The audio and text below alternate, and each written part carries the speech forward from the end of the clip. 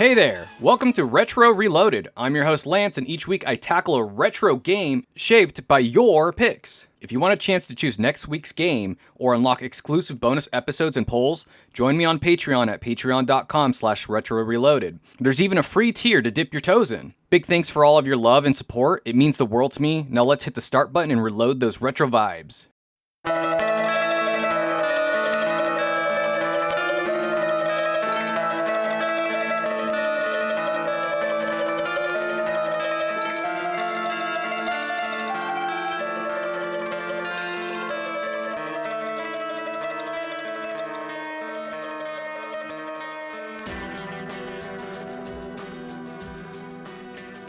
Silent Hill is a 1999 survival horror game developed by Team Silent at Konami Computer Entertainment Tokyo and published by Konami for the PlayStation.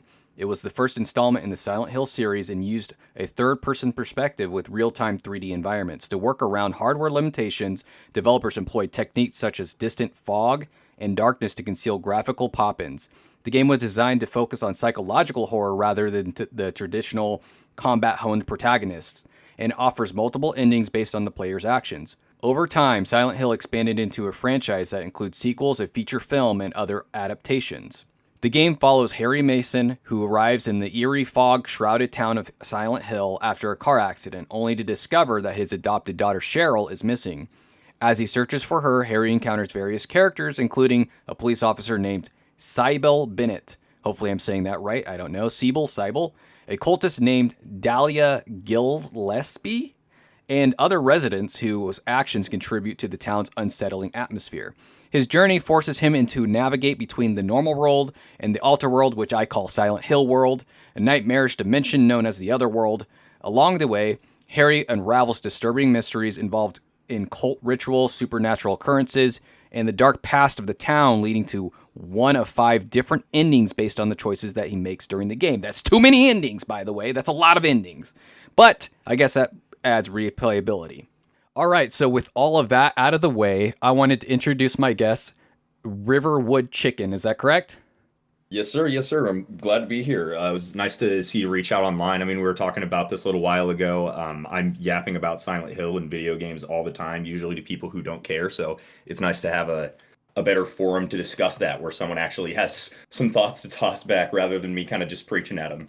Yeah, and so I'm super happy to have you here. I'm so glad that you saw my Reddit post and you were willing to come onto the show, because my show is still kind of small right now. You know, it's only the second episode.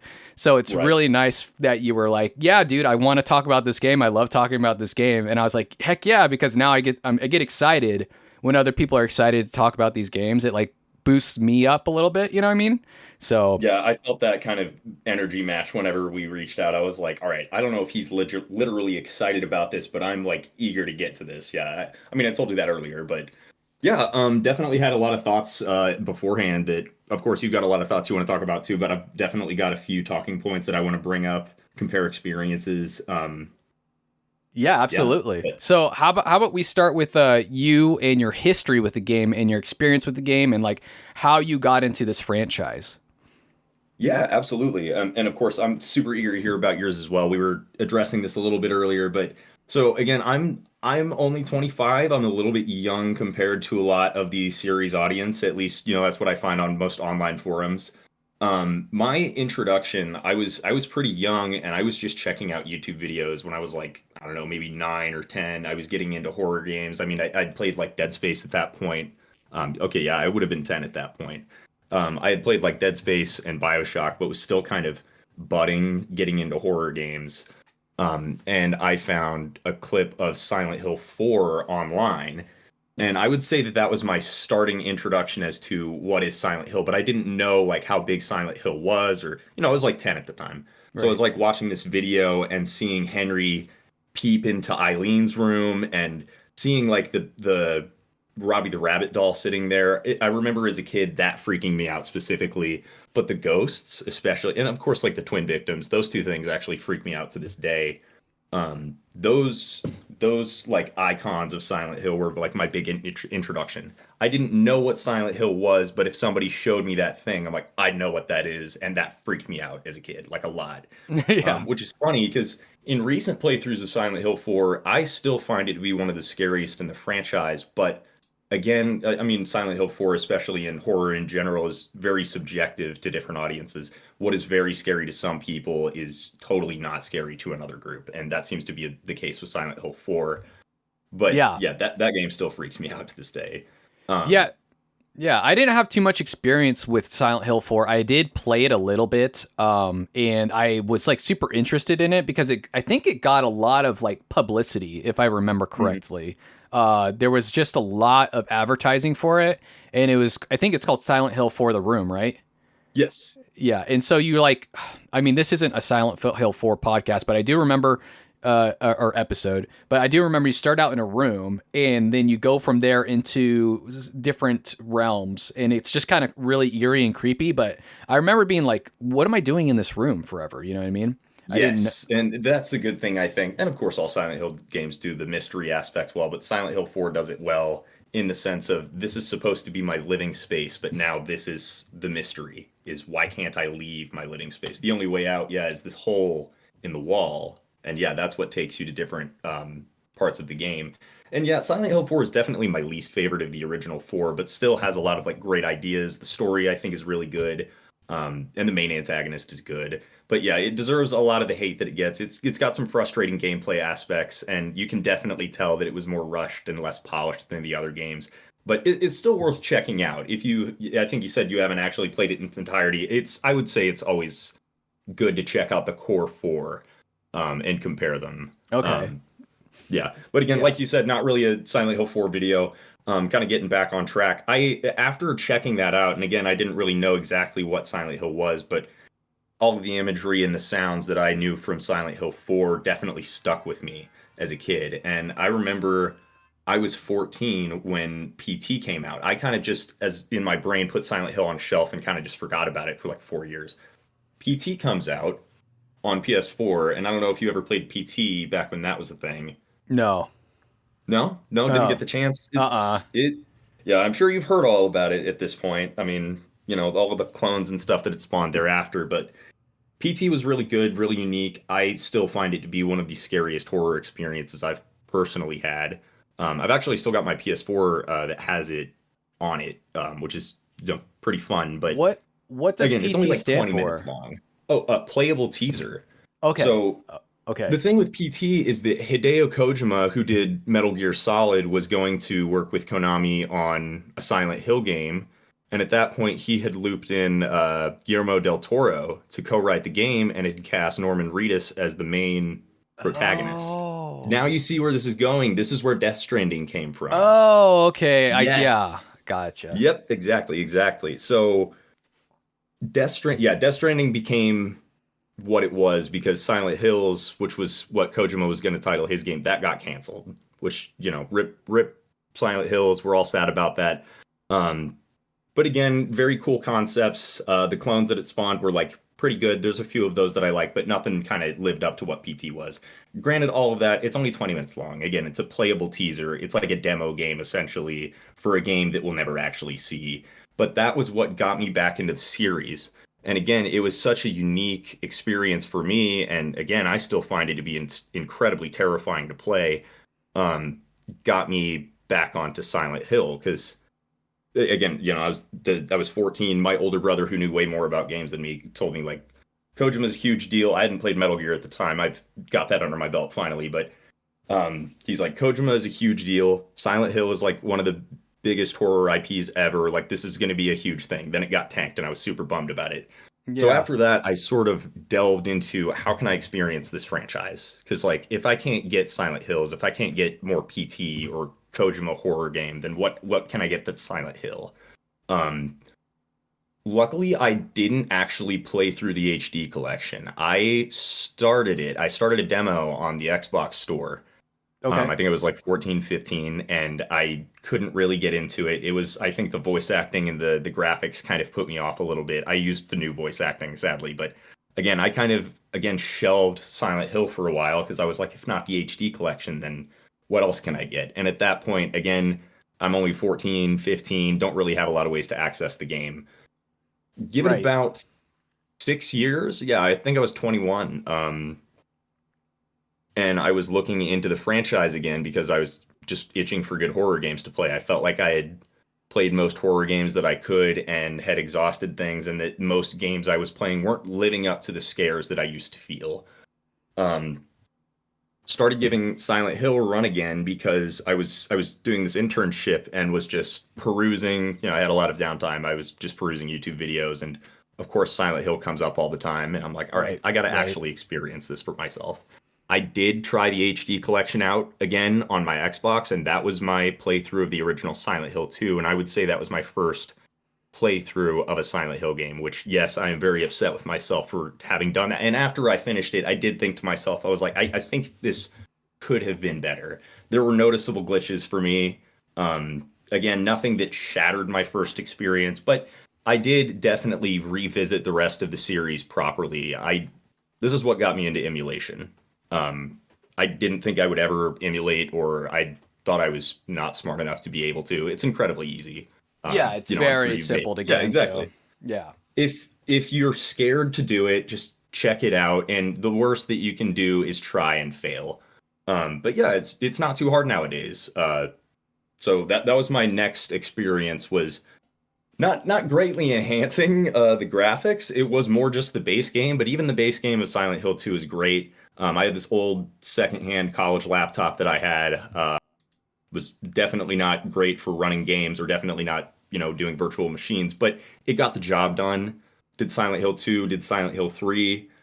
Silent Hill 4 I could not get to run on there because, again, kind of just a archaic laptop that I had. But nonetheless, the series stuck with me a lot, and it took a few years.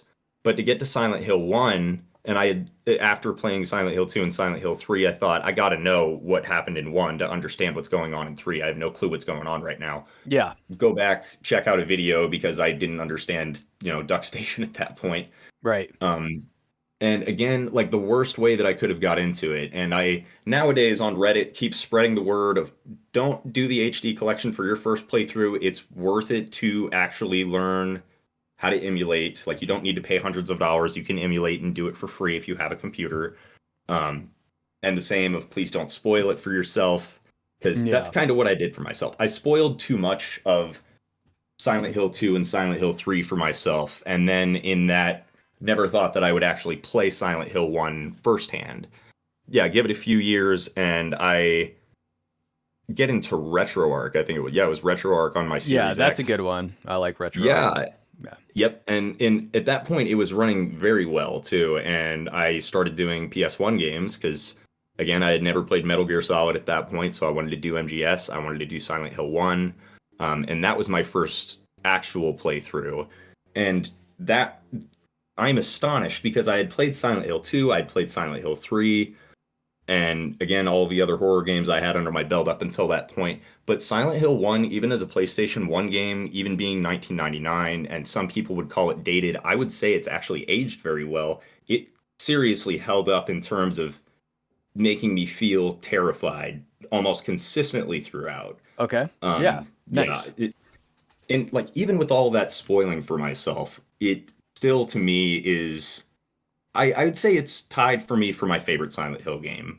Okay. What Definitely one of the scariest games I have played. what's Which, the tie? What's the other game? it's got to be Silent Hill 2. And again, I think that goes to say a lot about whatever your first Silent Hill game that you played is probably going to be your favorite. I would say in most cases. Okay. Um, Yeah. but Silent Hill 2 just has this, and this is a double-edged sword because I also think Silent Hill 2 is the least scary of the original four. Um, but yes, is my favorite because of just the visual style, the music. It feels like a cozy horror game almost compared to the Interesting. other three. Um, well, almost. Again, it's got its moments. Yeah. Uh, yeah, and that goes to say with the soundtrack, the story.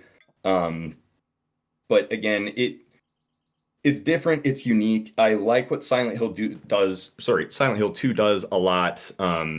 In terms of building on the town's backstory, almost without doing it directly. There's a lot of notes you find or context about landmarks that builds upon town lore that you didn't get in Silent Hill 1. And I don't think a lot of people pick up on that in Silent Hill 2, is Okay. that it expands upon a lot of backstory on the town.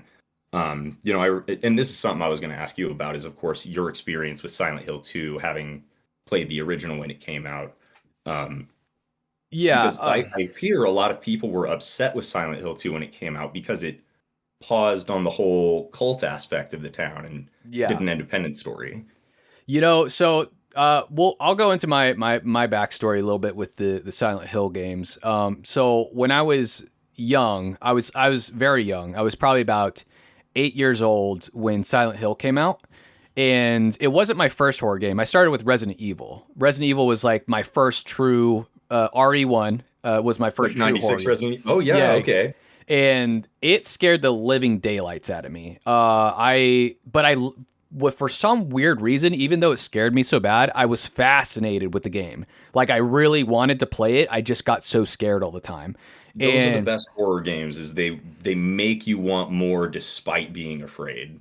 yeah, and Yeah. I would have nightmares and I had this whole zombie nightmares all the time after that. And then Silent Hill comes out, and it's like I was like, so this is a game. In a way, they did take a lot from Resident Evil. You know, they did take a lot from the tank controls and Oh, the absolutely. camera angles and they did take a lot. It was very heavily influenced by that game. But a lot of people say that Silent Hill is more, they call it a psychological horror versus like a true survival horror. I still consider it a survival horror game personally, but I do understand calling it a psychological horror over calling it a survival horror. I get it because there is some Definitely. differences. Um, and so basically, yeah, that was. I tried to play Silent Hill as a kid. I also got very scared, so I didn't get very far. You know, I would play it and I'd get scared, I'd stop. I play it, I'd get scared, I'd stop. And and then, the PS2 comes out and the new generation comes out, so I never really got to revisit the game or beat the game when I was younger. And so now for this podcast episode, I decided to play through it this last week. I still didn't get to beat the game. I got really close, I think. I think I'm really like I got to the part and there's going to be some spoilers for people listening to this. So just be aware that this game's very old. There's going to be spoilers. I got to the point where I just beat Sybil, and I guess you can save her, but I didn't because I didn't have the red liquid or whatever I was supposed to have. Some viewer of mine in chat was like, "You're supposed to Yep. have the red liquid." I didn't have it. That happened to me my first playthrough. Yeah, it's easy to miss. It's super easy to miss. Yeah, and so I guess it was somewhere in the hospital. I had an empty plastic bottle. I killed Sybil. Sybil was super hard, by the way, because I had no ammo left, and I had to kill her with like an axe. And then I finally figured out a technique that worked well. But for the longest time, I was like, how do I kill? And one of my viewers was like, hey, you got to hit her in the back. And that's not true at all. You don't have to hit her in the back. And I was like, there's no way, dude, I can hit this lady in the back. And anyways, so yeah, so I got to revisit it this week, and that's part of the reason is that I'm doing this podcast is that I get to talk about how my first impressions about the game and all that stuff, and get to go, just see what it was like versus then and now. I don't have a lot of experience with the other Silent Hill games. I have a little bit with 2, a little bit with 4, none with 3. And so Oh, really? yeah, so these are other games that I'm going to get to revisit like later on down the road on my podcast, as long as people want me to play them. And that's what I love about this podcast is that I get to go and revisit these old games that it gives me a really good excuse to go do this because there's like new games coming out every week, right? Like all the time. So Yeah. now I get to have a really good excuse because I love these old games. I really do. And I have lots of good memories. And I get to revisit these classics that are just really great. Um, It feels like we're in this almost retro renaissance age where old games are making a comeback either on new platforms or again, emulation's easier than ever. People are getting into old titles. And I mean, for me personally, I don't play a lot of new games. I'm getting more into the old ones, old God of War, old Metal Gear Solid, get Silent Hill, Resident Evil, which that's on my play queue. I have not played the original one, two, or three. I've only done the remakes, so I'm really eager to get into the old Resident Evil oh, games. you'll like them. Yeah, I Yeah, think oh, you'll I'm like very them. excited. And Yeah. that's something I'm discovering with you as well. I didn't know you hadn't played 2, 3, or 4 for Silent Hill. So again, I got to make sure I don't spoil anything to you, because yeah, there's a lot more good stuff to come. Yeah. Um, yeah, but again, not to tread on this, kind of your experience with Silent Hill 1 coming back into it. Yeah, I was in the same position my first playthrough. I didn't I tried to use as little of a guide as possible. I mean, there are some puzzles that are admittedly pretty tough that I needed some help with. Some aren't too difficult, but I needed a guide here or there to guide me along, like especially in the school section. I struggled in the school section a lot, but for me, it was, yeah, I got to the very end and I thought I was doing decent. I realized in the civil fight, what am I supposed to do here? And I agree. I got my ass handed to me several times over before I looked it up, and it was like, yeah, you needed to get this stuff from the hospital, and it would be way easier. And yeah, She does same so much position, damage get out too. of that fight, and then all of a sudden, no ammo. And again, balancing that whole survival horror aspect versus psychological. Silent Hill doesn't feel as survival horror because of that limitless inventory you get. But then you get to boss fights like the Sybil fight, and you realize, geez, I wish I had more supplies, or if I had done more exploration earlier, maybe I would have enough for whatever comes next. Because yeah, you still got one more chunk of the game to go. That I also thought to myself, I might just need to restart the game because I don't have any ammunition right now. Yeah. Um, yeah, it's tough. Yeah, but again, it encourages repeat playthroughs when you say things like, "Well, crap, I could have had this bottle of red liquid for the Sybil fight," or "Now I'm out of ammo after this fight." Yeah, so definitely worth replaying. Yeah. Yeah, So I would say Silent Hill 3 you could play through once, maybe twice, and be happy with it. But I think Silent Hill 1 has the most encouragement for replay value, honestly. okay. Yeah, I think so too because spoilers. There's from what I was reading, there's 5 alternate endings, I guess, to the game. Yeah. Which is a lot. I mean, that's like so many endings. So you Mhm. can replay the game and get these different endings by trying out different stuff. Do you know what you have to do to get certain endings or what?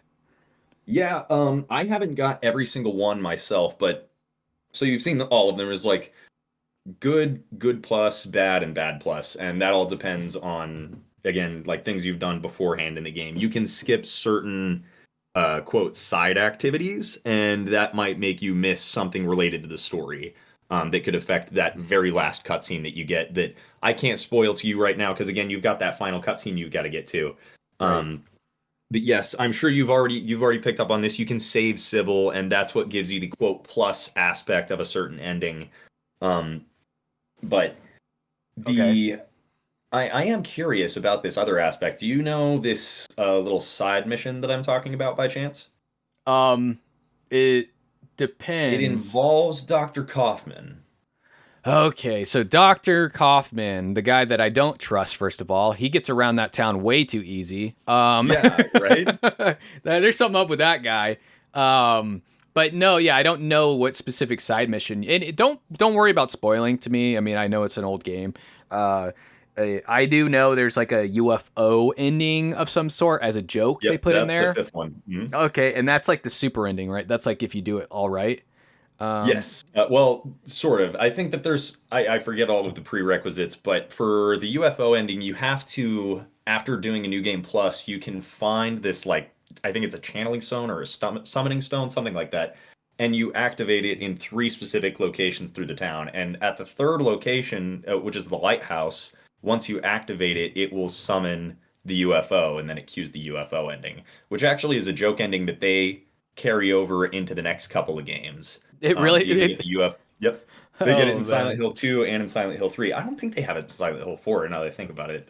I like how they make it like it's not technically like canon, but they still make it have a storyline of some sort, I guess. Dude, what's even better is if you get the UFO ending in Silent Hill 2, Harry Mason shows up in the UFO. No way, that's awesome. He's Yep. like, "Hey, what's up, Yeah, dude?" again, yeah, exactly, exactly. Again, I haven't got that ending personally, but I've seen it online. And, Silent Hill 2 Remake has just recently come out. They've poured all of those endings back in. I haven't got all of those because there is 8 different endings for the Silent Hill 2 Remake. Um, Okay, but yeah, wow. they've got that one in the remake as well. Plus, Silent Hill 2 has like a dog ending with a Okay. Shiba Inu. So I Yeah, like how they're just like the adding multiple more endings is endings. incredible. Yeah, exactly. And again, there's that replay value of wait, you get done with the game and you're like, wait, I got ending 1 of 5 or 1 of 6 in the case of the other games. With the exception of Silent Hill 3, I think there's only 3 endings with Silent Hill 3. Would you say this is like among some of your favorite games, or would you say like Oh yeah. I mean, Okay. like they came out like 20 years prior to me really getting into them, and that's what shocked me most. And this is kind of what, again, it's the games that got me starting the emulation process to begin with and saying, all right, I wonder if I can actually run some old games. Okay. I started playing older games because I like Silent Hill so much, and I realized that there's a lot of value in going back to the old stuff rather than playing a lot of the newer stuff that seems to put itself more in a creative box or applies to universal design philosophy for games, which I don't know. There was a lot more breadth of creativity with the older games, it feels like. And Yeah. in Silent Hill 2, you can, well, sorry, not Silent Hill 2, just Silent Hill, the first three, in four, if, you know, I count four in this bunch as well. They feel very like artistically creative versus a lot of other games, especially horror games. Yeah, and I think they do feel creative because they were kind of a new idea slash concept back then. You know, Right. Like you said, they borrowed a lot from Resident Evil, but you can feel a lot of the other inspiration. Like, I mean, I didn't get into Twin Peaks. I don't know if you watch much David Lynch. I didn't get into Twin Peaks until after playing Silent Hill and saying, like, is there any TV shows like this or any movies like this? yeah. So But yeah, yeah, they that Lynch definitely influence feels like it's there. they were inspired by Resident Evil in gameplay, but I think storyline wise, they kind of did their own thing. And I think that's really what separates it from Resident Evil. I think, so I'm going to talk a little bit about my first impressions coming back. And I kind of have like a good category and a bad category of stuff that I thought, what it like didn't age well versus stuff that like aged well. Hmm. So the very first thing, and I'll probably jump back and forth because like my last episode, I kind of just did all the bad and then all the good. I think I'm going to like go alternate instead for people so they don't just have to listen to me talk about like bad, horrible stuff about the game. You know what I mean? Like, because the game isn't perfect in my opinion. It's a good game. It's not a perfect game. And so the first impression I got when I very first like saw Silent Hill was the graphics. Like right off the bat, I noticed the graphics were quite outdated. Did you experience this when you first jumped back into it or no? Oh, 100%. Again, I hadn't had a ton of experience with the original Silent Hill until I was like 21, 22. And at that point, yes, I hopped in and I was and even emulating and upscaling, removing the dithering. I still thought to myself, I'm like, man, I'm gonna struggle with this. Like the FMVs look pretty good, but they're so brief. You get the FMVs for a solid like Yeah. 5 seconds at a time sometimes. But I'm curious, did you run on DuckStation? Did you upscale at all, or was it kind of in its natural PS1 state? No, I did upscale it. Because I uploaded like I started with the times one native resolution when I did DuckStation and I Yeah. was like, holy smokes, this is way worse than I The same remember. reaction. Yeah. It was way worse than I remembered. I was like, I can't believe how what these graphics were. I thought, because when I imagine a PS1 game in my mind, yeah, they're bad, but they're not like I couldn't even tell like Well, yeah, it's you had Resident Evil to compare to, which had, yeah. like the 2D images in the backdrop, which looked great. I mean, that's aged really well. But yeah, when it comes to Silent Hill using the full 3D, it's when you first look at it, yeah, it definitely takes getting used to, and it took a long time for me to get over the visuals. I think it was about like the three-quarter point was the point that I finally stopped paying attention to the visuals and was looped in enough to say, okay, like I'm just invested in the story now. What's going on? Yeah. So Definitely still. when I upscaled it, it definitely made it better, and I wasn't as shocked. I did up to like the 4K resolution, and then there was like an option to make where the faces aren't like moving because like if you don't turn on this option, I don't remember what it's called. It's like PGX or something. And if you don't Yeah, I turn know the one you're talking about. if you don't turn this on, the pixels will move, like their faces will move while they're standing still. And it's kind of trippy. You're like, whoa. And when you turn it on, it actually turns into like not quite a PS2 game, a little bit less, but it makes it way better and way more playable. But I would say that if you're playing it like on the PS1, you're gonna be, and you haven't played it in a long time. That's one thing that will probably shock most people coming back to the series. I would personally recommend just emulating it if you have the game. Like, and I don't mean, I'm not condoning any illegal activity. I'm not saying go download a ROM. I'm saying that if you own the game and you have the chance to emulate it legally, go ahead and do that. And Yeah, so that was kind of like my big shocker. The next thing that I wanted to go into it was the noises, and the noises are both good and bad for me, and I'll explain this in a little bit. I would Basic, agree, honestly. yeah. So the what annoyed me about the noises, I'll say the bad part first, is that there's this radio that you have, right? Or like there's certain rooms you go into and you'll hear the noise over and over and over, and it's like the sound of like maybe something clanking or like a machine running, or like the radio is like very consistent and it doesn't ever go away, and it's like it's almost like nails on a chalkboard for some of these noises where it's just like keeps going. But the good side of that is that the noises were very scary at times. Like you got really spooked. You're like, whoa, like Yeah, like it's noise you don't want to hear. You don't like the sound of the radio going off. And I do agree, the radio is grating and obnoxious. And when I hear it in Silent Hill 1 versus games like Silent Hill 2 or 3, I much prefer the latter iterations. But okay. still, yeah, like, I mean, in the other world, you hear a lot of like almost metal clanging together. It's not even like soundtrack music, it's just like, I don't know, audio assaults. And again, it's like you said, it's not good sound, but you also don't want to hear it. It makes monster encounters feel like something you want to avoid. You don't want to hear that sound. Yeah. I think there is, I don't know if they do toggle radio in Silent Hill 1, but I think they do. yeah, you can toggle it. I think in Silent Hill 2 you can like adjust the volume, but in Silent Hill 1 it's only turn it on or off. But yeah, definitely one of those iconic things they carry through the series. I think Silent Hill 4 is where they stopped using that and then they bring it back later. Yeah, and it definitely brings ambiance to the game, and it brings atmosphere, and it brings all these great things. I think it's a little overused at certain points in the game, and I think that's why it's good and bad, because you're like, holy smokes, I just want this. And it's not even that there's certain times it's not that you're even scared anymore. It's like you just don't want to hear it. You're like, okay. Yeah. Okay, Um, one very specific area I'm trying to think of. I want to say it's after Alchemilla Hospital, after like the Otherworld Hospital. You're running around outside the town and there's just this droning sound. And I saw this Reddit post recently and somebody was saying like, hey, is my game audio broken? Do I like need to fix something? Did I get a bad ROM of the game? And the comments were like, no, that's just what it sounds like at this part. And I do okay. agree. Again, it's a terrible sound. And that's the thing is, they wanted it to be terrible, but yes, Yeah. it's almost too terrible. I agree. They almost overdid it. I think they reined that in Silent Hill 2, and Okay. I'd say Silent Hill 2 is my favorite soundtrack of all of them. That like before I even played the game or saw a playthrough, I had heard the soundtrack and I was like, this is amazing. But again, like, and there are some good soundtrack aspects of Silent Hill 1. A lot of it I do like, a lot of it I do agree is a little bit too far.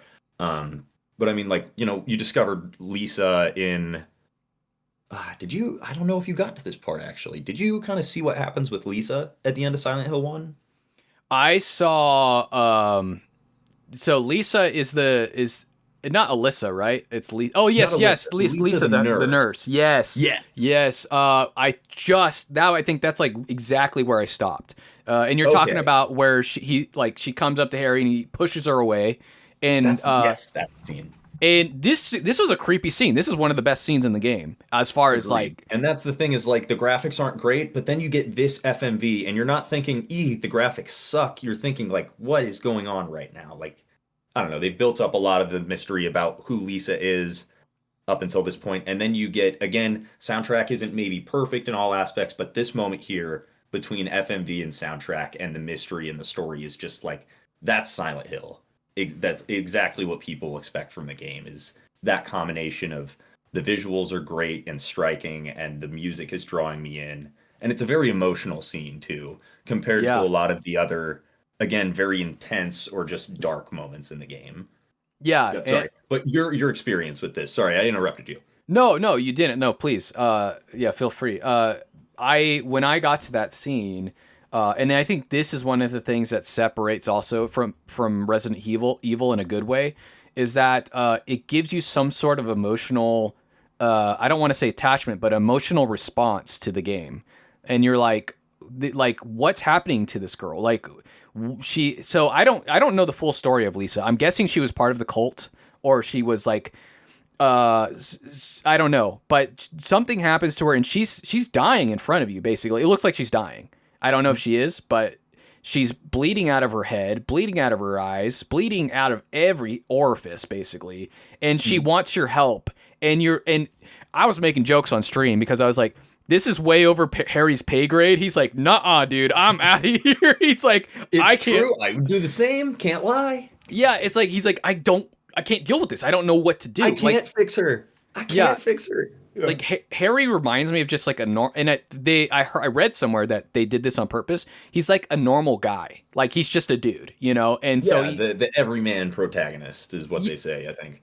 yeah, and so he has these very very normal responses. Sometimes he's a little nonchalant to me. Like he's not like, because if it was me, dude, I'd be freaking out. Like that, Oh, yeah. you know. But he's just a normal guy, and he's like, I can't help. I don't know what to do with you, lady. Like he cares about her, but he doesn't know how to help her, so he basically runs away at that point. And that was like just a very emotional scene. Like and it's scary and unsettling, you know, at the same time. Absolutely. And again, they sell that scene really well. It's like you said, there's so much emotion they drive home there. And you've been developing not like a great connection with Lisa over the game, but I mean, it was easy for you to pick up on Dr. Kaufman. We don't trust this guy. I mean, the sound that plays whenever you first bump into Kaufman kind of sells the, all right, this guy is shady. I don't trust him. It also doesn't help, you know, that he fires a gun at you immediately. Right. But Lisa is one of the few like comforting aspects that you get within the town. She isn't, you know, being obscure about ritual stuff like Dahlia is. She isn't firing a gun at you or just kind of dodging your questions. And yes, in this side quest with Dr. Kaufman, there is a lot more that you kind of see about him and just him, frankly, being a jerk. But yeah, you were on a good track about Lisa's backstory.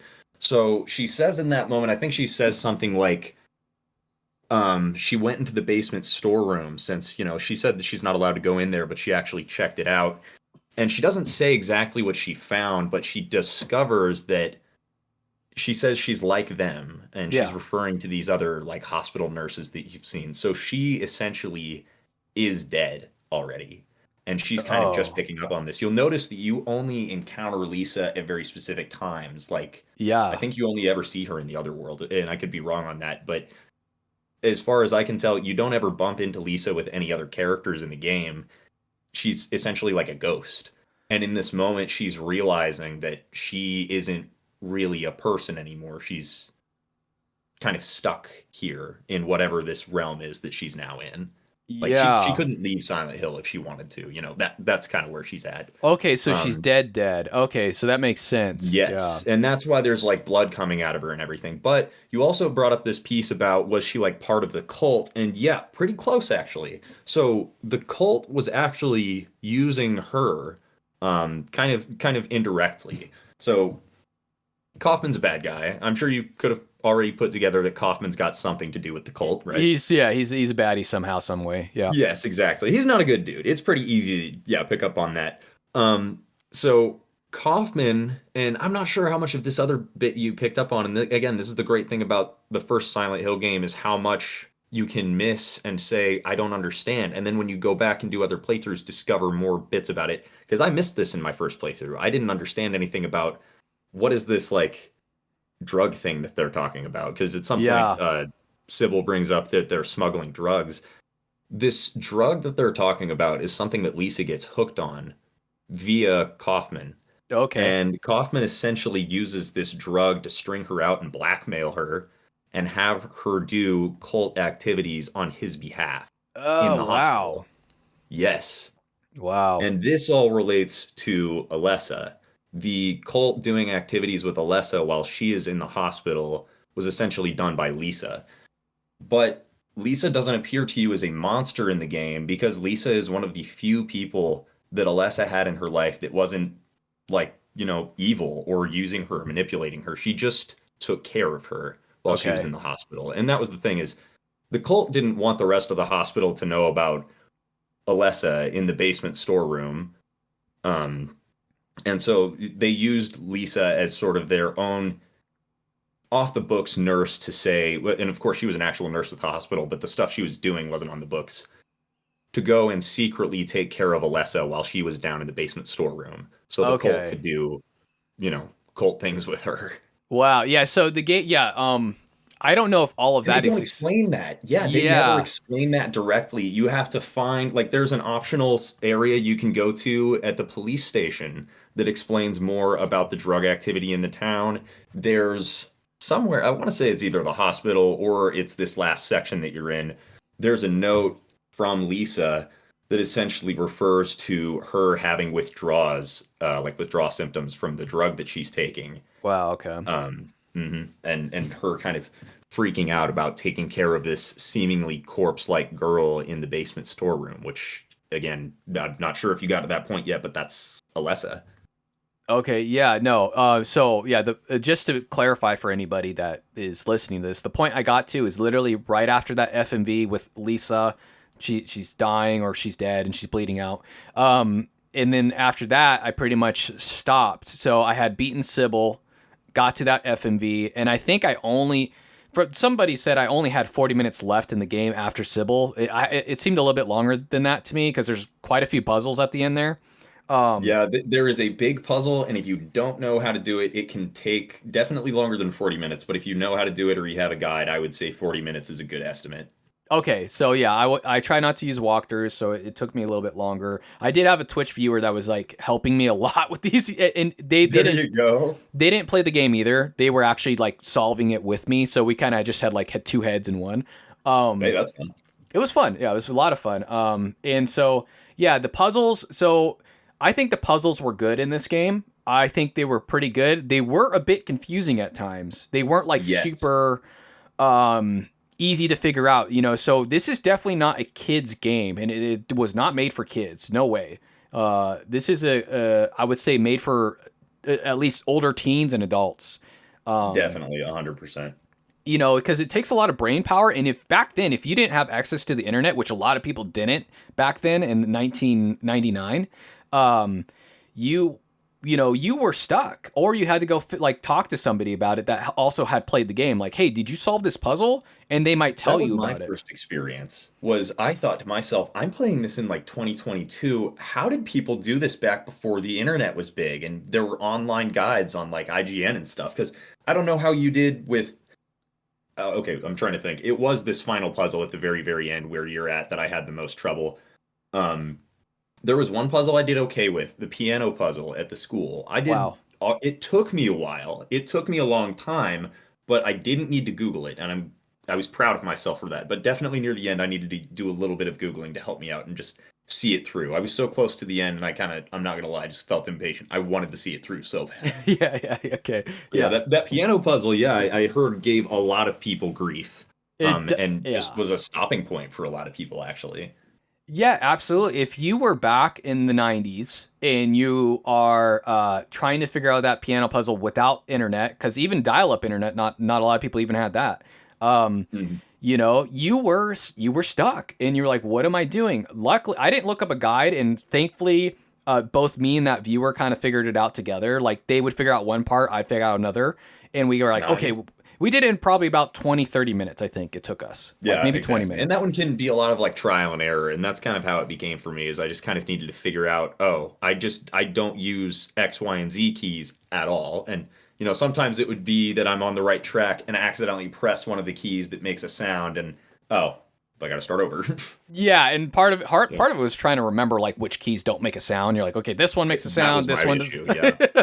This one doesn't make a sound, this one makes a sound, and it's like a lot of trial and error. And you're like, okay, and then you read the riddle, and you're like, okay, ravens are black, doves are white, pelican, or I think it was a pelican, like crows are black, and it's like, okay, Yeah. so it's like there was the black keys and the white keys, and you're like trying to figure the order out. I was pretty proud. Like I was making so many jokes. I was like, me and you, the person's name was Tetra. I hope they don't mind. But I was like, me and you, Tetra, are literally like geniuses. We got like 200 IQ. We figured this out together. Like we're so smart. Like See, I was having a problem with going back and forth from the whiteboard to the keyboard, and I have a horrible memory, like short term. So I felt like a genius when I thought to myself, "Oh, I'll take a picture of the riddle with my phone, and that I can just Yeah. walk back over, and I don't have to." No, absolutely. But you might as well. And there's a couple of times I wrote stuff down, like, or Tetra wrote something down where it's like, okay, I don't have to go back to the board. It's there, and now I can just kind of solve it. Those are the best puzzle aspects, or the games that have the best puzzles are like, all right, I need to write something down or put something on paper or put down combinations of what I have or haven't done yet. Um, Yeah. there are a Yeah. few games that do puzzles that well, and honestly, I think Silent Hill 1 has the best puzzles in the series. At least, Ye- they're my favorite because they're that good balance of, again, challenging, but you can figure it out if you try hard enough. Yeah. I don't think I had to look up any of the puzzles because I had that partner and Twit. If I was by Mhm. myself, there would have been a few that I would have had to look up. Yep. And Yep. There are some that are pretty obscure, yeah. I just did one where it's like I had to figure out the number of limbs on each of the horoscopes, rather than, because like there's a number, and then there's a horoscope. And I thought the numbers were related to the months, and I was like, they can't be, because Cancer is like in this month, and then like Pisces is in this month, and it's not lining up, and I couldn't figure it out. The person was like, maybe the limbs, and they happened to figure it out, and I was like, so I tried the limb number, and I was like, okay, I got that. I wouldn't have gotten that one. Insanity. Like limbs, that's like so random. But yeah, no, the puzzles were overall pretty good. I'd say about just 80% of the puzzles are good in this game.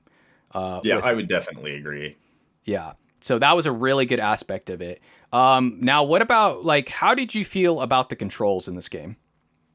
So I used to not like tank controls. And over time it took me a while of feeling like, again, I was doing Silent Hill 2 and Silent Hill 3 at the time, getting acclimated to using tank controls in those games, and it took me a while. I was using strafe controls, like the non-tank controls, I guess. Right. But after a while I started getting acclimated to the tank controls and found that I really did prefer them, especially for cinematic playthroughs. Again, when the camera is changing all the time and you're viewing yourself from different angles, tank controls are awesome. And again, it took me a lot of getting used to it, but I've come full circle and realized that when games offer tank controls, I will take them.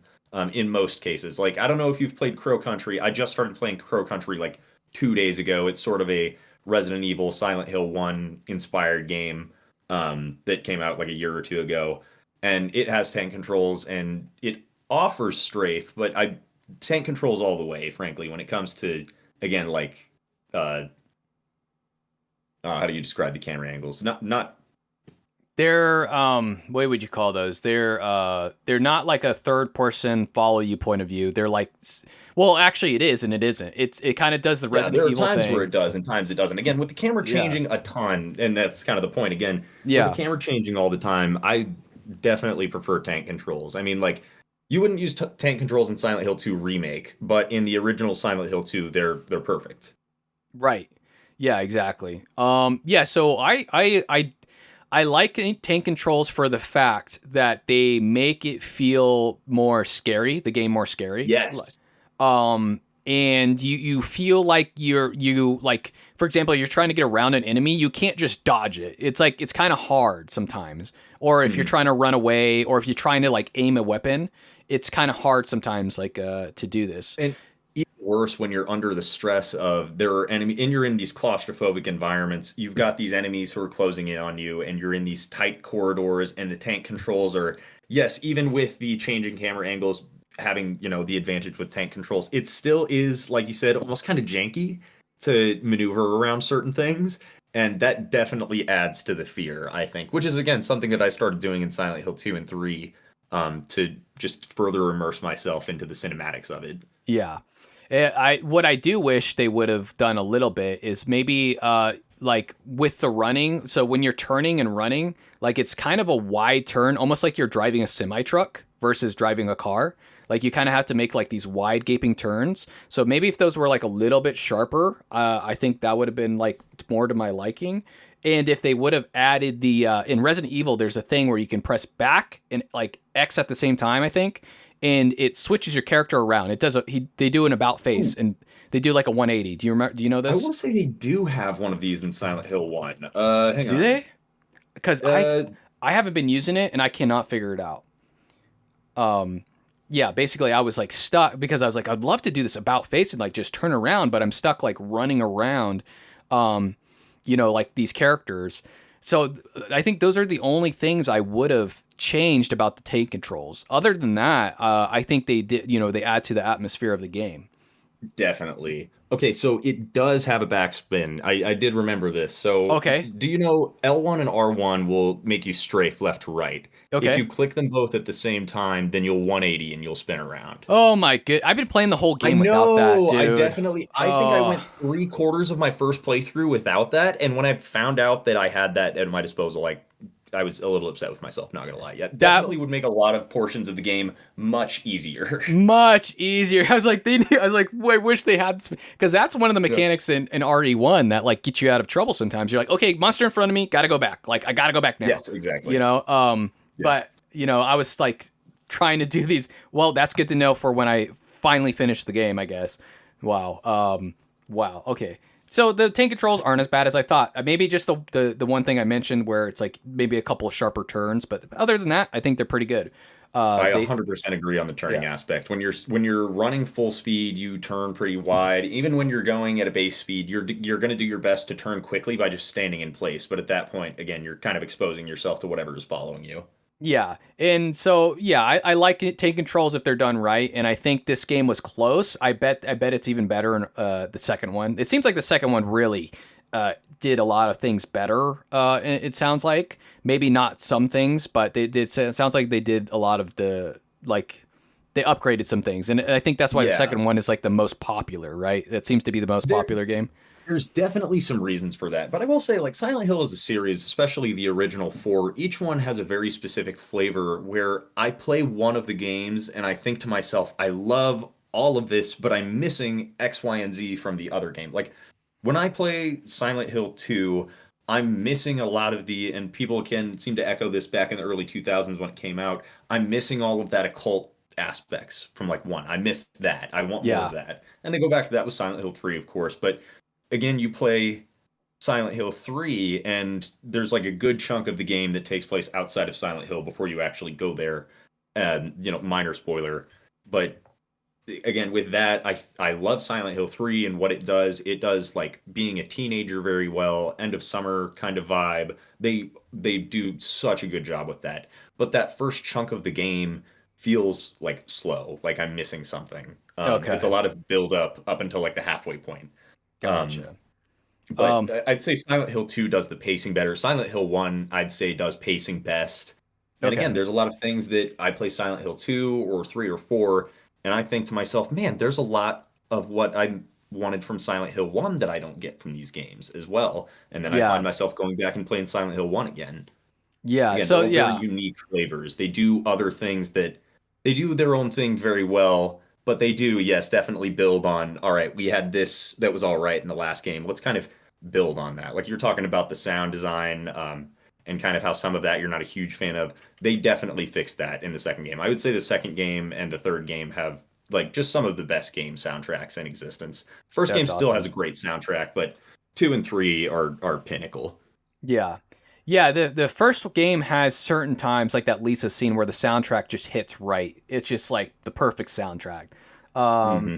and then yeah, the music overall though, I don't remember, there is a song that's like in the intro of the game when you first load it up that always reminds me of Silent Hill. It's like this, I think it's like what is that? Like not a fiddle. What is that? Like it's like I don't even Talking about. Yeah, uh, that's the actual Silent Hill theme, the theme yeah. for Silent Hill 1. And yeah, I don't actually know what instrument that is, but you're right. That sound very much makes me feel something. I don't know. It's hard to put your finger on it. A lot of Silent Hill feels that way. It makes me feel something. I can't exactly put my finger on it, and the soundtrack carries that a lot. Yeah, that But yeah, song that is kind iconic. of sound, yeah, definitely gets you kind of amped up to go into it. I'm glad you saw that video before you jumped into the game because there are some people who were like, demo video, I can skip this. But no, there's, it sets up the story essentially. Yeah, it does. And I do remember that scene from back when I was younger too. And I remember seeing the Gillespie and being like, "Oh, she's creepy. She's a witch." I remember Yeah, she thinking that. And looks so off-putting. Yeah. yeah, she is off-putting. Another thing that I did, and this is probably the thing that I like the least about this game. Just a warning for anybody who's listening. I hated swapping my items so much in this game. I Yeah, I totally agree. The inventory system is not great. Yeah, I had this problem with the last game I did, which was Oracle of Seasons and Legend of Zelda in Ages. Is that you have to go into your inventory and swap out your items constantly because you're trying to conserve ammo. You can't just use your gun for everything. You have to use your gun, and then like when you get the enemies on the ground, you got to stomp on them, and you can't stomp on them with your gun out. You have to stomp on them with a melee weapon out. So you Is that are true? at least from my Wait, really? experience. Yeah. And I think I looked it up, or someone looked it up. It wasn't me. I think someone in the chat said, yeah, you have to have a melee weapon out. And I was like, that makes the game so, it makes it like a little bit more tedious than it should be. Like, why can't I stomp on this guy with my gun out? Because he would always, it seemed like every time I tried, he would shoot. So dog. So we talked about swapping items. So another good thing that I really liked about the game is that the game is still actually really spooky after all these years. I thought it wasn't going to be because of the graphics, and I thought it wasn't going to be because it's just so old. And I've heard other people say this, but the game is actually still got its moments where you're like, you're kind of clinching, and it does kind of scare you, you Oh know. yeah, 100% agree. They do a great job of building tension, drawing out certain moments. I mean, like the intro scene where you first start looking in the alleyway for Alessa is so iconic for a reason. And I saw that coming because obviously I'd seen a playthrough already at that point, but I didn't remember the locker scare in the school. So that one almost made me drop my controller. But specifically for me, and I was going to ask you about this, the scariest place for me in the game, and I agree that the visuals, I thought, this game's not going to be scary, like it's an old game. No, definitely still scared the daylights out of me, 20 years later, even me as like a 23-year-old guy, 22-year-old guy at the time. But for me, I think the scariest location for me, runner up would be probably the school maybe, but the sewers for me, that second sewer section was just terrifying because of whatever those like bug monsters are that attack you. And again, the Oh sound yeah. design there, like the sound design is haunting, but then you've got these things chasing after you and you're lost. And like you said, the tank controls and the labyrinthine areas, it makes it all feel so cumbersome when you're running from these enemies. I think I died like 3 or 4 times in that section. And at some point I was like, I can't fight them. I just need to run. Yeah. Like there's no other option. Yeah, there was a lot of times I ran because I was just so limited on ammo all the time, and so I was running a lot from these monsters, and it felt, and they're like you said, you called it claustrophobic tight areas, like you're in these like little narrow corridors or like these little narrow pathways, and sometimes there's no way to get around these monsters, so you're just like trying to like go back and like outmaneuver them, and then hopefully you can kind of get around them. Um, and the game spooked me. The cat seat, the locker scene you're talking about, where the cat jumps out, that scared me a Mhm. little bit. There's also another scene where like you're in the other world and you open up the locker and it's like, oh, there's nothing in there, and then like something falls out of the locker. And then like a body falls out. Yeah, Yeah, that's the one I was talking about. Exactly. and that Yes. I was like, oh, yeah, that one got me. Horrifying. And like the sounds, one thing that's also really good about this game is that with the sounds, with everything and the different rooms, the game keeps you guessing. You never know if you're actually in danger or not, because there's certain rooms where it sounds like it's boss music or like something bad is going to happen and nothing happens, and Yep, exactly. you're like, wait, like this is like boss music. I'm supposed to be fight, and then like you're like, okay, good, and then everything goes silent, and you're like, wait, like what's going on? Like it's too quiet now. Like in the And then you've game, got the inverse, like with the first boss, the split head worm in the basement of the school. It's like you just walk into this room, not really a lot of music or sound or anything, and then all of a sudden there's a fire. And my first playthrough, I didn't see the boss on the other side of the room until it started moving. So I oh was like, all right, there's this burning body in the middle of the room. I don't know what's going on there. And then all of a sudden there's this giant beast that starts walking around it. That scared me a lot. And that's another thing. It does such a good job of, again, drumming up fear without using jump scares. Or yeah. again, making you second guess about something. There's another spot in the school. I think it's when you're in the other world in the bathroom where it sounds like somebody like throws something through a window, like a glass bottle, and it shatters. yes, kind of jump scary, but also one of those moments of I don't know if I'm actually in danger right now or not. It's what makes you think about the fear that makes the game more scary. If you go through the game and you just kind of let things pass you by, then it's going to be a lot less scary. Like for the people who are really thinking about it, it's going to be far more terrifying. It keeps you guessing the entire time. It literally Yes. does. And you're like and I think that's what they did really well in this game is that and that's part of the reason it's a psychological horror is that it keeps you never know. Like with a lot of games you can see the build up. You're like, "Okay, this is like a room where I'm going to be in danger. The music changed, now I'm fighting." Like the music this, now I'm fighting. And they try to do a lot of jump scares. Silent Hill did a little bit of that, but it wasn't like the whole that it wasn't really the main thing they did.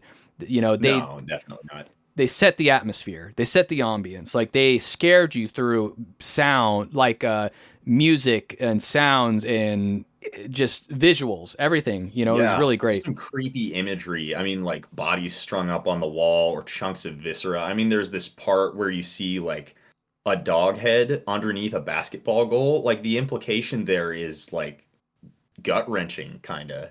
Yeah.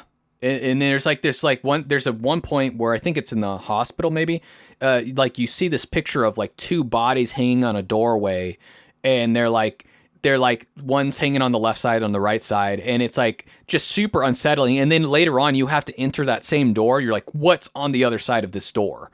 Like So you don't. good. I love that part. And they have more allusions to that, I think, in Silent Hill 2 and in Silent Hill 3. Again, kind of not gonna spoil anything yet, but you will definitely see more of that in the series of okay, I'm familiar with this. I've seen this here somewhere before, and now it's kind of creeping me out that it's like manifesting itself. Yeah, and this is a game that really I think got an influence from Silent Hill in that regard is Fatal Frame. I don't know if you ever played that one, but I Fatal have Frame. played Fatal Frame 2. I played that like 2 or 3 years ago. I think that's the crown jewel spot for scariest game I've ever played. Oh, dude, nobody gives Fatal Frame enough credit, man. Like Dude, nobody gives seriously. those games are so scary. They're Yeah, got I to mean, be in like my top 3, dude. Like, ghosts specifically just terrify me. I think that's why I'm so scared when it comes to Silent Hill 4 is like I don't like I don't know, ghosts scare me a lot. When it comes to like ghosts in horror movies or in games, it's especially scary to me. I love Resident Evil, but Resident Evil doesn't scare me half as much as games like again Fatal Frame or Silent Hill because there's a lot more supernatural aspects to those two games as opposed to Resident Evil. But again, still love Resident Evil. Not saying anything bad about RE, but when it comes to yeah, Fatal Frame and Silent Hill 4, yeah, just the mere presence of ghosts makes me scared. yeah. I'm easy when it comes to that. Yeah. Yeah, and now that I've played this game, I can see what games have kind of gotten influence from it. Like they've took certain aspects of Silent Hill and that psychological horror. Fatal Frame has a ton of psychological horror, and so those games definitely were inspired by this game. You Oh, know, yeah, you can see a lot of that influence for sure. And yeah, a lot of other games thereafter too, of course. Yeah. So Silent Hill kind of set the pace for that. Mm. One other thing that kind of was hard for me playing this game is that I couldn't really tell what was interactable all the time because you would like go around and sometimes I could, sometimes I couldn't. Like if it was a key and it was like shining, it's like, okay, I got to grab that key. But not all the time was I able to tell what I was able to interact with. So I did this thing where I'm walking through rooms and I'm just spamming the interact button over and over and over and over. I did the same thing my first playthrough. Actually, yeah, I did that in Silent Hill 2. They do fix this in Silent Hill 2. Your head, the character's excuse me, the character's head will turn towards objects in the room. So you can actually see what you can interact with. Oh, But yeah, nice. they don't do that in Silent Hill 1, of course. I'm glad they fixed that, but I agree. My first playthrough with Silent Hill 2, I didn't know that was a mechanic, and I did the same thing in Silent Hill 1. I'm like, I don't know what I can actually use yet. You get acclimated over time to yeah, things like boxes of ammo that you can interact with, but yes, your first playthrough, it's like I don't know what I can actually grab like specifically, and that'll short you on supplies later in the game. And yeah, that can definitely be a problem your first go around. And second go around is obviously much easier. You remember a couple of ammo stashes or supplies, you can easily identify what objects are what, or be on the lookout for certain items in certain areas. Like, here's one thing I've had a question about. Did you ever find the hammer in the hospital? Nope, I did not. Oh, ooh, dude, no wonder you're so low on ammunition. The hammer is the most OP weapon in the game. It's this giant, like, spiked sledgehammer that you Whoa. can two hit most enemies with. Um, yeah, Yeah, I and that's didn't. another thing about Silent Hill is with the survival horror aspect. Again, you have a limitless inventory, and there is a lot of stuff if you know where the stuff is. However, on your first playthrough, again, if you miss some of the items or you don't have, like I said, the sledgehammer, then it can get tough because then you have to rely more on ammo. And some points you say I'm running low on ammo, but I have a lot of med kits. Maybe I need to rely more on my melee weapons for a while and sacrifice my health a little bit while I Yes. rebuild my ammo supply. And that's where it does good with the actual survival horror mechanics, is that balance. But again, the limitless inventory compared to Resident Evil is, and again, I've only played Resident Evil remake, like from 2002, the GameCube remake, but That one's that good. there's definitely a lot more survival to that inventory aspect as compared to Silent Hill, but they still do it well. They manage it, but there's a lot more survival you can feel in Resident Evil compared to Silent Hill, I feel like. Yeah, Again, maybe we can disagree on that completely. I think you're right as long as you find those items. So if you find like the hammer, I guess you're talking about the hammer, and if you find the shotgun in the school and you find the rifle, this game isn't going to feel as survival horror-y. But you want, funny enough, I didn't get the shotgun in the school. I didn't find it. I didn't And you know get what's the, funny? I yeah, missed the rifle my first playthrough, and I that was a missed the rifle. huge issue for me for the final boss fight. I missed the rifle too, man. I missed No, it too. the rifle and the shot. You got all of this ammo that you can't use. Yeah, so I picked up thankfully after the hospital, I picked up a shotgun in the police station, but I still don't have a rifle. And so I have all this ammo I can't use. And this is one thing that bugged me is that once you miss this stuff, it's sometimes when you get to certain parts of the game, it's like impossible to go back. You Yeah, can't. exactly. And see, that's the funny thing. I never knew that there was a shotgun in the police station because I've only been to the police station like once, I think, in one of my playthroughs. But yeah, I didn't know that there was one there. So it's cool that they give you the backup option of if you missed it in the school, you can still get it later. Yeah, Definitely no backup on the rifle though. I looked it up because I was like, I got all this shotgun ammo. There has to be a shotgun somewhere. And they're like, oh, it's in the school. I was like, no. And then somebody was like, just heads up, I'm going to give you a hint. Police station is all they said. They said, just check the police station. I was That like, is okay. super cool of them. And yeah, so thankfully I was able to like kind of rescue myself in that regard, but I'm still like pretty much out of ammo on my playthrough and I'm coming up towards the last boss, I think, based on from what I'm hearing. And I don't know if I'm going to be able to beat it, but we'll see. I will say there is like one secret trick to the last boss. If you have no ammo, there's a secret trick that I won't spoil too much. I've never done it myself though. It sounds easier than it really is from what I can tell. But Okay. if you do run out of ammo, there is a solution. Okay. So, and I might have to look that up possibly. There's a chance. Yes, I was gonna say, So, yeah. I've never actually done it successfully myself, but yeah. yes, it's kind of a cheap out way. But again, if you don't want to replay the entire game to get up to that point, then it might be worth trying. So, how did you feel about the fog in the game? It's much better done in Silent Hill 2. It's still well done, but it's kind of like you said, this game hasn't aged the greatest. It's still, I think, compared to a lot of PS1 games, aged pretty well. But still, for me, I mean, like I'm emulating, I'm upscaling. For me, I can see the fog border at a good chunk sometimes. There are objects I can see render in the distance. They fix a lot of that when it comes to Silent Hill 2 and blending the border in into the background as well as obscuring that with the fog. Yeah. Of course, HD collection doesn't do that like at all. So again, to people listening, don't do HD collection. Okay. But with Silent Hill 1, yes, it was less noticeable for me because I was more drawn into what was happening in the foreground. But if I was actually paying attention to what was happening in the background, I could actually see some stuff pop in here or there. Um, I think that if I were playing on the original hardware on a CRT TV, it would have looked fine. It would have looked probably great. But Yeah. again, playing on like my monitor off of like DuckStation wasn't like amazing. The fog I think was very well implemented, but again is since I played Silent Hill 2 beforehand, it felt like it could have been a lot better. And obviously they took that in stride alongside again like you struggled with finding objects in the environment. They add that in Silent Hill 2. Obviously you live and you learn and sequels are going to improve upon their predecessors if developers know what they're doing. Yeah. Um well Yeah. done. Definitely better in later iterations. Yeah, it was bittersweet for me. I think the Mhm. fog contributed to the atmosphere, like the music and everything, and Oh, uh, yes, yeah, 100%. the fog, because you don't know what's kind of on the other side of the fog. You could be running And down, those are and the you, best moments when yeah, you see something kind of slowly emerge from the background rather than just like run on screen from like out from left. yeah, And that's the other thing about the radio is again, radio starts real low, real quiet, and you think, I don't know where exactly this is. And sometimes you need to kind of turn around, do a 180 and look around to see where it's coming from. Sometimes it's right in front of you. yeah. And I think I wish I think it would have been nice if the fog was maybe like 15 feet further rather than like I like the fog. I just wish it was a little bit further. Because there were certain times I was like looking for stuff, and you have to kind of come like right up on it. But I do understand what they were going for, and I also understand it was part of the hardware limitation at the time. That's a big reason they Yes. did it, is because Which is a they, cool workaround, but again, when it ages at this point and you can actually see the things spawning in the distance, but also kind of like you said, makes it a little bit tough to see things. It would be nice if like, Silent Hill 2 has an enhanced edition that's kind of a fan-made group of patches. It would be cool to see that applied to Silent Hill 1 with them, like you say, rendering things out like 15 feet further or so.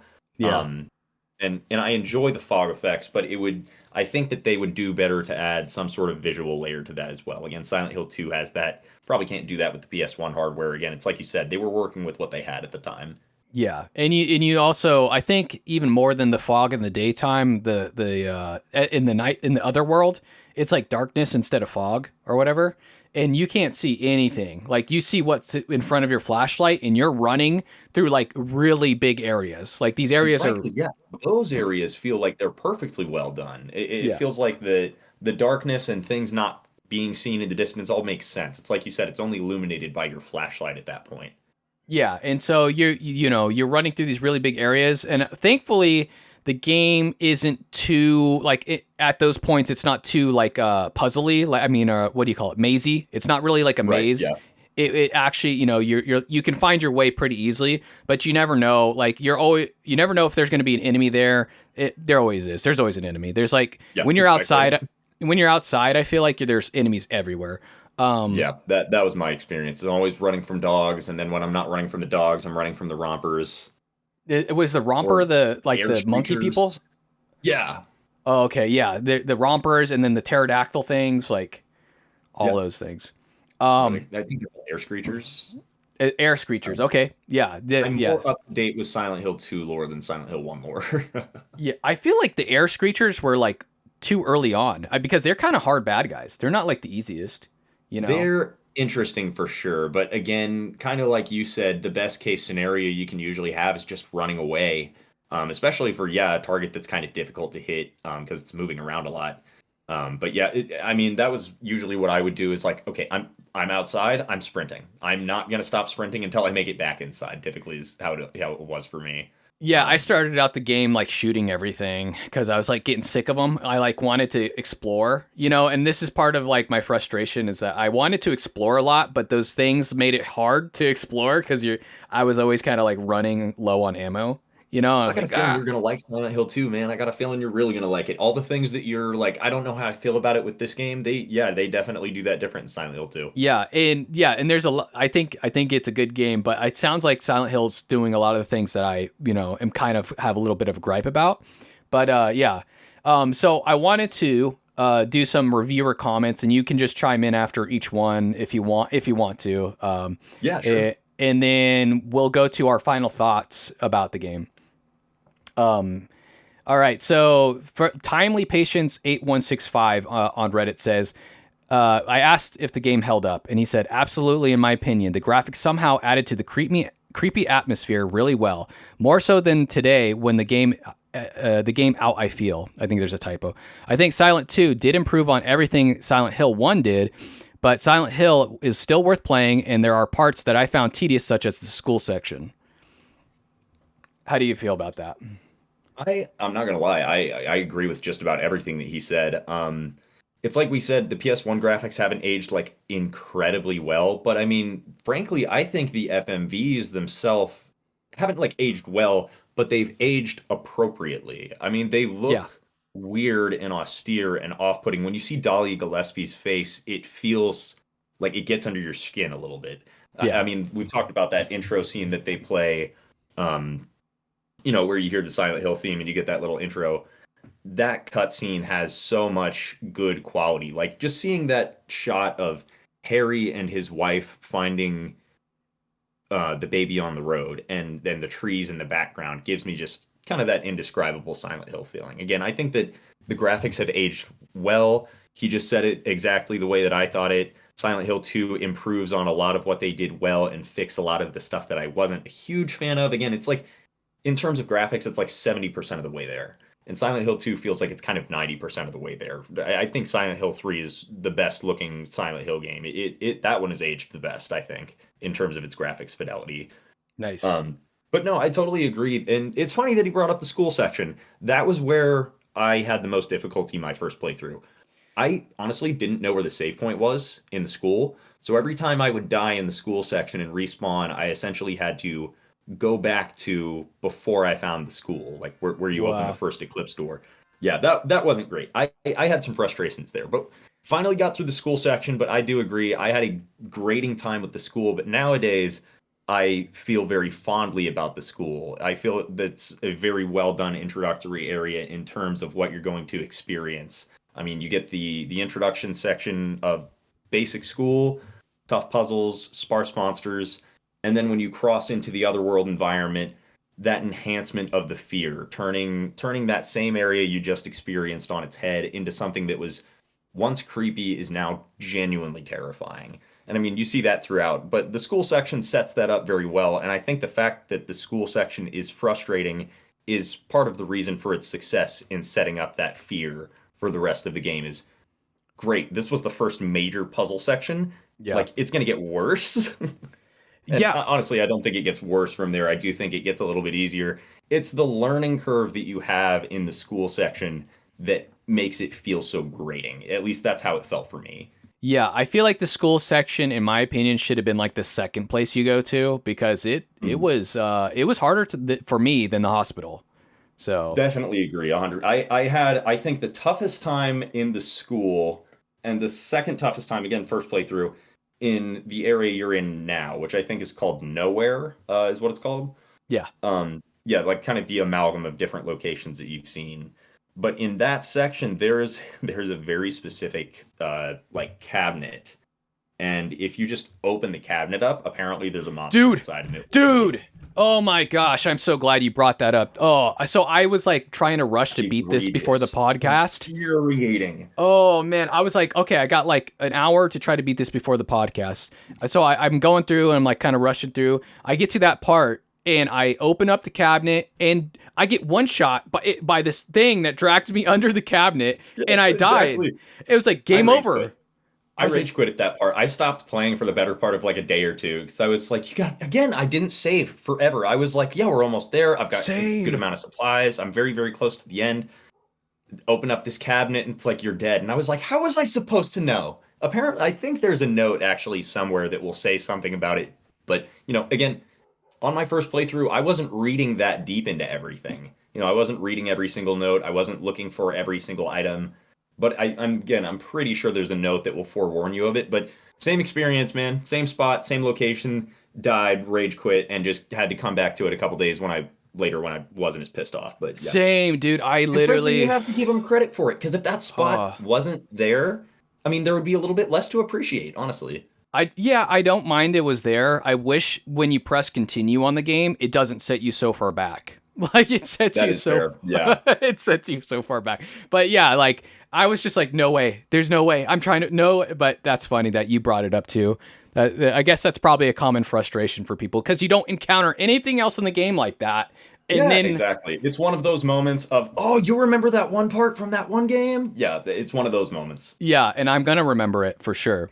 Oh, yeah. One of the most memorable spots. I still, when I get to that spot, I kind of give the finger to that cabinet, like, not this time, not this time, never again.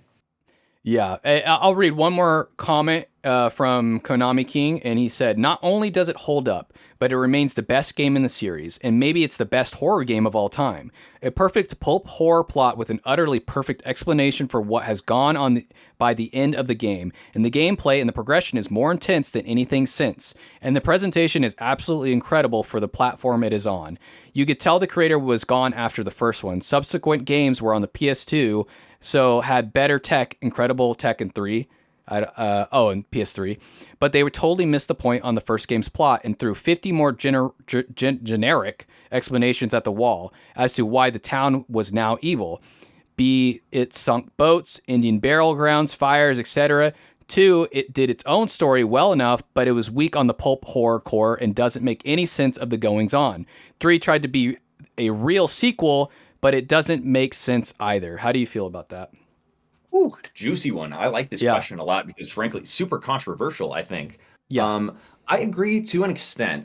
First off, I want to go with the Silent Hill one piece of one of like the best horror games ever, perfect masterpiece. Honestly, I do agree. I said this earlier in the podcast that I think that Silent Hill 1 is tied for me with Silent Hill 2 for being the best Silent Hill game and some of my favorite games of all time. Like if I had to stack rank them in an order, it would probably go Silent Hill 2, Silent Hill 1, Silent Hill 3. And I mean, there's reasons for that. Like I said, between the pacing, the soundtrack, the visuals, and the story with Silent Hill 2, I feel like all of it is done the best. But I do think, again, it's like I said, there's a lot of flavors from Silent Hill 1 and Silent Hill 3 that I miss when I'm not playing those games and I'm playing Silent Hill 2. Yeah. Um, Again, Silent Hill 1, I would say, is really contender for being the best one. I mean, it does all of the stuff that Silent Hill 2 does that I like, but again, has all of the aforementioned negatives that we've talked about. But as for the other stories and like where they kind of fit in, I do agree. Yeah, Kichiro Toyama did leave after Silent Hill 1, but I think they took the story in a great direction afterwards. I think it was in great hands up until obviously like Silent I would say Silent Hill Origins actually is where that went awry. Okay. I appreciate that with Silent Hill 1, you get this setup of the cult and the town, and you get all of this mystery surrounding it. And yeah, you get the cult aspects that build upon that, but you don't get the reason for it. And this is what I was saying earlier about Silent Hill 2 being a quote, like, not really prequel game, but it builds upon the backstory of the town. Okay, we've got all of these cult happenings happening in the town. There are these spiritual aspects. Why Silent Hill? Why here? Silent Hill 2 feels like it offers a lot of story details that give reason for why the town is able to manifest the darkness that it is. Mm. Um, I guess you could kind of take it or leave it when it comes to Silent Hill 3 story. I like it personally, but mainly because it's driven by Heather. Okay. I kind of understand his point about it feels a bit more generic. Silent Hill 1, I think what it does so well, and yes, totally agree with this point, is this great plot mystery of these different story threads that eventually interweave to make one story. You've got this drug ring that's happening, you have cult happenings, it's summertime, but it's snowing in Silent Hill, there's this other world, and your daughter is missing. All of those things end up coming together. And yes, it kind of does come together perfect, and we've talked about this, how it's easy to miss a couple things on your first playthrough, or to get an ending that is not considered canon, and to say I need to go back and see more because there's more of the story that I'm missing. What makes Silent Hill 1 feel really special as a story is getting to, yes, kind of piece together the backstory of why all of these things actually fit together. And there are different pieces of the game or parts in the game that they will say or indicate, things crossing over. Like we talked about this earlier. The association of the PTV drug with Lisa is something you don't pick up on until pretty late in the game. And then you can put together that she is being used by Kaufman. And again, the other games explain themselves a bit more directly. Silent Hill 1 does not explain itself directly ever. Even when you complete the game, when you finally get to the last boss and you beat the game, you're going to have a lot of questions, man. I'm telling you, Yeah. it's one of those ones that you either need to go back through or just go and read some of the documents that you've picked up and you may have missed a few that will make things click and actually make sense. I'll I probably go online and read like a story blurb about it afterwards. Yep. I would So say that's worth doing. Again, you can play through it multiple times and pick up on more info, but frankly, even if you play through it like 3 times, you're still going to have questions. yeah. And again, that's kind of the beauty of it, is it's a very deep mystery to explore. Silent Hill 2, you could probably play through 1 time, but again, I and understand its story. It's yes, a lot more on the nose than Silent Hill 1 is. I think it's a lot more direct than people give it credit for. But again, Silent Hill 2 for me is a very good explanation to the reason that the town is the way that it is. Um, and of Okay. course, with Yeah. Silent Hill 3, I mean that's just a whole different thing. I mean, you can say a lot of different things about Silent Hill 3. Again, I like it a lot for the latter half of the story, but the former half, yes, is very slow. Okay. Okay. Yeah. I've heard things about Silent Hill 3, that it's not everyone's favorite game. I heard it's liked, but it's not like loved, basically. I would say that I go as far as to love it. I mean, it's Okay. one of my favorite horror games ever. The monster design is great. I think the story aspect is good. What Silent Hill 3 does best is definitely characters. I mean, Heather is considered, one of the best gaming protagonists in my opinion, and probably many Okay. others. Wow. But also with that, there's a lot of thematic storytelling that you get in Silent Hill 2 and in Silent Hill 3 that you don't get in Silent Hill 1, especially in terms of the creature design. And kind of like you said, the soundtrack. The soundtrack, I think, hits a lot harder in Silent Hill 2 and in Silent Hill 3, especially some of the. I'm not going to spoil anything, but some of the more gut wrenching moments of Silent Hill 3 are greatly impacted by that freedom to explore those dark themes surrounding Okay. motherhood. Again, to not spoil things too much. Okay. Nice. Yeah. I'm actually excited to play the next two games a lot.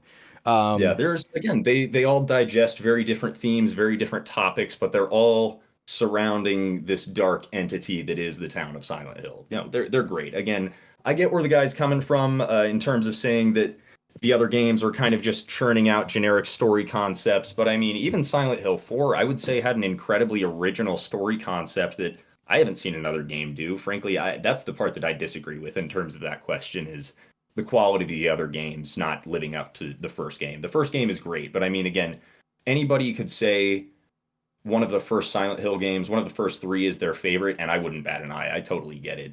yeah.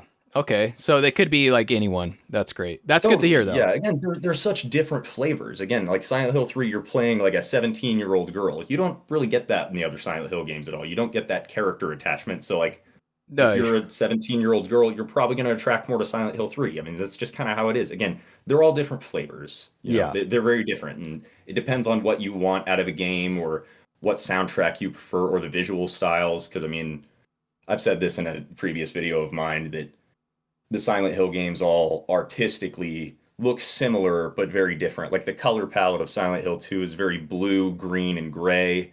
Color palette of Silent Hill 3 is a lot more like red and orange. And you can see that in Silent Hill 1 a little bit more, a little bit less, I would say, but Yeah. no, it's definitely still there. So, we're gonna kind of jump into like the final conclusions. Do you have any final thoughts about that you want to share with people? And after your final thoughts, what would you rate this game out of 10? How to sum it up? Oh man, if I had to sum it up, it's just go in blind. Silent Hill 1 is the best game you can start with. I think anybody could start with Silent Hill 1 or Silent Hill 2, but honestly, start with Silent Hill 1, go in blind. Um, it's I would agree one of the greatest horror games ever to date. It compared to even many modern titles is far scarier than a lot of games that are new that come out nowadays. And explores story wise and theme wise a lot of dark topics that many franchises either fall short on in terms of execution or simply avoid entirely. It's complicated, it's very deep, and again has got me into a lot of other associated media like older video games as well as things like Twin Peaks, David Lynch movies, or Jacob's Ladder is now one of my favorite horror movies as a result of playing Silent Hill. I mean, it's one of my favorite franchises. There's a ton that can be said about it. I mean, even here we've talked about it for what, almost 90 minutes, and I have a ton more I could say. Right. But yeah, it's definitely one of the greatest. If I had to give it a scale, I mean, probably a 9 out of 10. Like you said, there are some things that could have been done slightly better that would have enhanced things like the audio and the visual experience. But aside from that, I mean, the story, gameplay, the scares, most of the sound design. Again, I think the sound design falls a little bit short in this one compared to the latter entries. Um, is all just super, super good. There's few complaints that I have about Silent Hill, and of the complaints that I do have for the first Silent Hill game, they're so easy to look over. Like again, I got used to the visual style, and now I don't think twice about it. Yeah. But again, for first time players, it's worth getting over the older visuals and that kind of grating sound design, Yeah. so that you can get into the series. Because again, Silent Hill 1 sets a very good foundation for a bunch of other supernatural topics, or story themes that are very unique to the series. You don't get a lot of the deep emotional connection in a horror game that you get other than Silent Hill specifically. So yeah, I would say resting at like a good 9 out of 10. I would recommend this game to anybody that likes a horror game. Great. So my final thoughts on this game. I think this game did a lot of things very well. I think that this game set the precedent on horror games for the foreseeable future. It has that psychological horror that had never really been done to that degree before. It has the sound design is good overall. The visuals, even the graphics, actually didn't bother me that much. Once I upscaled it, it was totally fine. Mm. I think overall this game is super good. Now, the one thing I would say is that I don't think the game is going to be for everybody. So if you're a modern gamer and you go back and play this game, I'm not 100% sure you're going to enjoy it. If you're a modern gamer and you go back and play this game and you like tank controls, you like survival horror, you like psychological horror, you're going to love this game. You're going to be like, this game is great. This game is like, it's kind of a cult classic. For example, like, I don't remember like what, but there's like certain movies that are cult classics and they really resonate with that audience. I think this is one of those games that resonates with people of the psychological horror genre. Like they love that type of game. They're going to love this. Certain things are going to be hard to get by, and that's going to be the item selection is going to be really hard to get by. If you're not used to tank controls, that's going to be hard to get by. But for me, I think this game, for me, because I am somewhat used to those kind of controls, and I do like psychological horror, I do like survival horror games. I think it's going to have to be, for me, like a 7 out of 10. And that's because there were certain things that I just that really did bother me, but overall they did a really good job. And for me, going back after 25 years and giving it a rating at 7 out of 10, I think is pretty good. Considering that it's so old, and a lot of these games don't age very well, and this one did. It did what it did really well, like what it wanted to do really well. And some of that was like, some of the limitations were the hardware. Some of the things is because it's the first game. And like you said, I'll probably rate Silent Hill 2 based on what you're telling me, even higher than that. And so, would I recommend everybody as a general audience to go back and play the game? I would say I would lean towards yes. I would say you should reload the game, since the show's called Retro Reloaded, that's kind of the thing, right? I think you should reload the game. I think you should go back and play it and at least attempt to play it. It might not be for you, but I think if you're a fan of this genre, go back and at least try it. I think, and if you give it time, you're going to start to fall in love with it.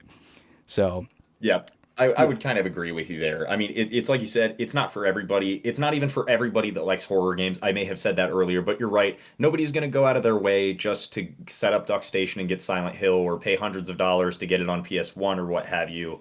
But again, if you have no other option, it's worth watching a playthrough of the game, because again, the story is really something super special and very unique. yes. And you don't see a lot of it with other games. And you've also got just a little bit left to go, where some of the things are finally going to click. I've been trying my best to not do any like heavy story spoilers, so that you can experience that last bit. But yeah, no, Yeah. totally agree. It's not going to be for everybody. There's a lot of stuff that they definitely improve in the next game. But I feel Yeah. like if you get into Silent Hill 2, you're also going to feel a couple of things that you might miss from Silent Hill 1, honestly, either in terms of the visuals, or Maybe a little bit less the audio, but there are some things that I definitely miss between Silent Hill 1 when I'm playing Silent Hill 2. So, Yeah. no, I'm definitely eager to see your experience with that as well. But Yeah. dude, it's been a huge pleasure to be on the podcast with you. And again, getting to talk about this game in depth for an extended period of time is something I would do literally any day of the week. So, I mean, if you're Yeah. doing Silent Hill 2 sometime, let me know. Yeah, absolutely. You've been a great guest, and you're super informative, and like you're really. It's been nice talking to you because I can tell that you have a passion for these games, which is super awesome. So yeah, I've been happy to have you on Riverwood Chicken. Is there anywhere online that people can find you? Do you have any kind of like social media account that people could go to? Not huge on socials. I am on YouTube, just Riverwood Chicken. I'm pretty easy to find. I am also on Reddit. I think that's you Riverwood underscore chicken. That one's a little bit less important. If you want to hear me talk more, obviously I'm going to be on YouTube. And yeah, my videos are like hours long. So yeah, if you want to Awesome. hear me talk for a really long time, I'm available. Do you have Silent Hill episodes on there or? I did a live stream of the Silent Hill 2 remake. Okay. I will say the quality is not quite up to par with what I love. I've been working on a list recently of games specifically tailored towards autumn. I feel like I struggle to find like autumn games. I do talk about Silent Hill for a good 10 minutes in that video. So yeah, if you want to hear more Silent Hill or just a brief overview of the other games, go check out that video. Yeah, dude, you should do an iceberg. You should do like a total Hey, that would be perfect. Yep. yeah, And again, the iceberg with Silent Hill goes incredibly deep. Yeah, yeah. that could be several hours long. I would watch it. I would watch it. I mean, yeah. So yeah, go check him out, guys. He's been a great guest speaker. I just want to thank everyone for listening in. And if you enjoyed the episode, please let us know. If there's anything we could change, please let us know. I'm always happy to hear critiques. Yeah, thanks for coming by, man. Yeah, it's been a pleasure, dude. Literally anytime. I'm glad everybody got to listen in. If you guys got any other comments or like thoughts to leave in the comments, let me know. Or maybe if I was dead wrong about something, please call me out. No, dude, that's impossible. You can't be wrong. I'm just kidding. Yeah, awesome, man. All right. Well, folks, that's game over for this episode of Retro Reloaded.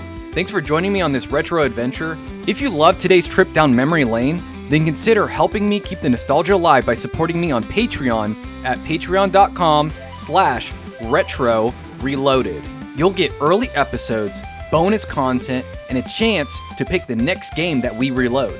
Feel free to let me know your thoughts about the podcast, and until next time, keep those controllers charged.